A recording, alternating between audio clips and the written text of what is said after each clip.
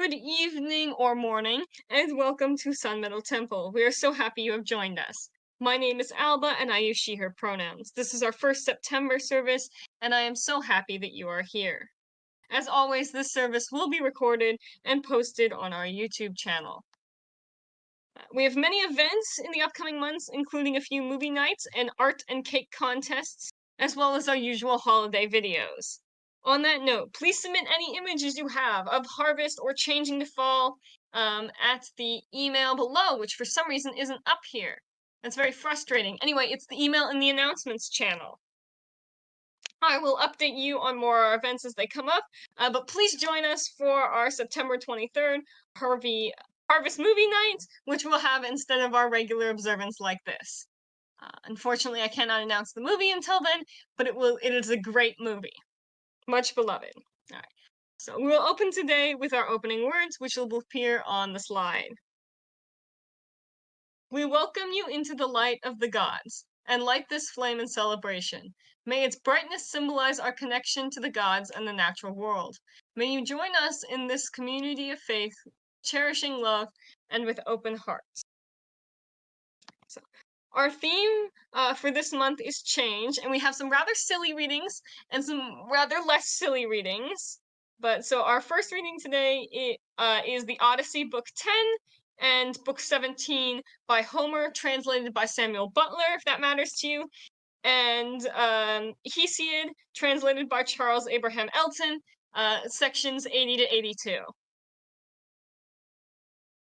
So our first reading is as follows. It's the Odyssey, Book 10.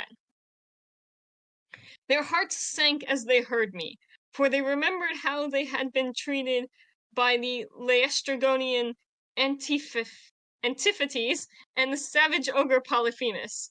They wept bitterly in their dismay, but there was nothing to be got by crying. So I divided them into two companies, and set a captain over each. I gave one company to Eurylochus, while I took command of the other myself. Then we cast lots in a helmet, and the lot fell upon Eurylochus. So he set out with his 22 men, and they wept as also did we who were left behind. When they reached Circe's house, they found it built of cut stones, on a site that could be seen from far in the middle of the forest. There were wild mountain wolves and lions prowling all around it. Poor bewitched creatures whom she had tamed by her enchantments and drugged into submission. They did not attack my men, but wagged their tails and fawned upon them, and rubbed their noses lovingly against them, as hounds crowd round their master when they see him coming from dinner, for they know he will bring them something. Even so did these wolves and lions with their great claws fawn upon my men. But the men were terribly frightened at seeing such strange creatures. Presently they reached the gates of the goddess's house, and as they stood there they could hear Circe within, singing most beautifully as she worked at her loom, making a web so fine, so soft, and of such dazzling colors as no one but a goddess could weave. On this, Polites, whom I valued and trusted more than any other of my men, said, "There is someone inside working at a loom and singing most beautifully. The whole place resounds with it. Let us call her and see whether she is woman or goddess." They called her, and she came down, unfastened the door, and bade them enter. They, thinking no evil, followed her, all except for Eurylochus, who suspected mischief and stayed outside. When she had got them into her house, she set them upon benches and seats, and mixed them a mess with cheese, honey, meal, and Permian wine. But she drugged it with wicked poisons to make them forget their homes. And when they had drunk, she turned them into pigs by a stroke of her wand, and shut them up in her pigsties.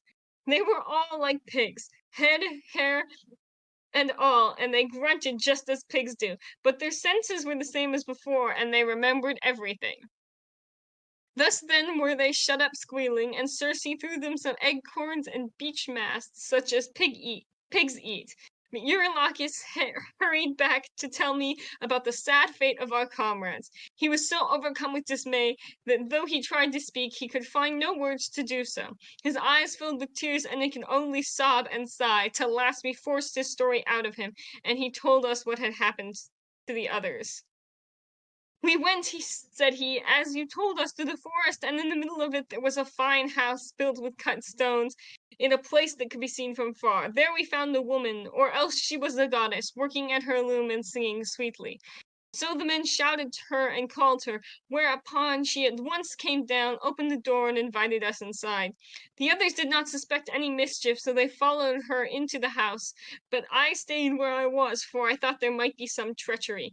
From that moment I saw them no more, for not one of them ever came out, though I sat a long time watching for them. Then I took my sword of bronze and slung it over my shoulders. I also took my bow and told Eurylochus to come back with me and shewed me the way. But he laid hold of me with both hands and spoke piteously, saying, Sir, do not force me to go with you, but let me stay here, for I know you will not bring back one of them with you, nor even return alive yourself. Let us rather see if we cannot escape at any rate, with the few that are left, for we may still save our lives. So that was Circe turning the men into pigs. Which is book 10. So this is book 17. This is when Odysseus is disguised and has returned to his home of Ithaca. As they were thus talking, a dog that had been lying asleep raised his head and pricked his ears. This was Argos, whom Ulysses had bred before setting out for Troy, but he had never had any work out of him. In the old days he used to be taken out by the young men when they went hunting wild goats or deer or hares, but now that his master was gone, he was lying neglected on the heaps of mule and cow dung that lay in front of the stable doors, till the men should come and draw it away to manure the great close, and he was full of fleas. As soon as he saw Ulysses standing there, he dropped his ears and wagged his tail, but he could not get close up to his master. When Ulysses saw the dog on the other side of the yard, he dashed a tear from his eyes without Eumaeus seeing it, and said, Eumaeus, what a noble hound that is over on the manure heap. His build is splendid. Is he as fine a fellow as he looks? Or is he one of those dogs that come begging about a table, and they are kept merely for show? This hound, answered Eumaeus, belonged to him who has died in a far country. If he were what he was when Ulysses left for Troy, he would soon show you what he could do. There was not a wild beast in the forest that could get away from him when he was once on its tracks. But now he has fallen on evil times, for his master is dead and gone, and the women take no care of him. Servants never do their work when their master's hand is no longer above them. For Jove takes half the goodness out of a man when he makes a slave of him. As he spoke, he went inside the buildings to the cloister where the suitors were, but Argos died as soon as he had recognized his master. So then this is our final reading, which is Hesiod, and it's 80 through 82. View thy crops in season, crown thy feuds, lest thou to strangers' gates penurious rove, and to every needy effort fruitless prove. Even as to me thou camest, but no hope more, that I shall give or lend thee of my store. O foolish Persis, be the labours thine, which the good gods to earthly man assign, lest with thy spouse, thy babes, thou vagrant ply, and sorrowing crave those alms which all deny. Twice may thy plaints Benningan favor again, and haply thrice may not be poured in vain. If still persisting plead thy weary prayer, thy words are not, thy eloquence is air. Did extortion move, the thought should be from debt releasement, days from hunger free. A house, a woman, and a steer provide, thy slave to tend the cows, but not thy bride. Within let all implements abound, lest with refused entreaty wander round.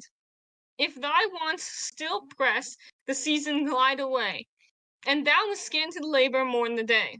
Thy task defer not till the morn arise, or the third sun the unfinished work surprise. The idler never shall his garners fill, nor that he defers and lingers still. Lo, diligence can prosper toil, the loiterer strives with loss and extricates the soil. When rests of the keen strength of overpowering sun, from heat that made the pores in rivers run, when rushes in fresh rains autumnal Jove, and man's unburdened limbs now lightly move, for now the star of the day within transient light rules over our heads and joys in longer night. When from the worm the forest boils are sound, trees bud no more, but earthward cast around their withering foliage, then remember well the timely labor, and thy timber fell. So, as many of you know, as part of my education, I take a variety of classes on religion, and of course, more specifically on paganism. And while many of our readings today were on more general change, like the passing of times, or jokingly becoming pigs, it is important to consider the personal and institutional changes that paganism has made during its revival. While today paganism is a much more isolated and personal religion, it used to be a major state religion within many places. Everyone worshipped similarly, and you could find common ground easily. It was also intrinsically tied into the laws of the places where it was worshipped. Nowadays, for many of us, the situation is the opposite. It can be hard to find another pagan or a safe space to be one. It can be even harder to find a state law that pertains to us, as well as most of the laws being made today do not. These changes often lead to pagans struggling to find community and making it increasingly difficult to practice in more unsafe regions. However, this too is changing. The National Geographic recently published a very well-written article on paganism, and many others have come out from similar sites throughout the last couple of years. Sites like Stonehenge and others have allowed the reopening of their historical spaces for revived pagan worshippers, and businesses, as well as events are geared towards us, are opening more frequently.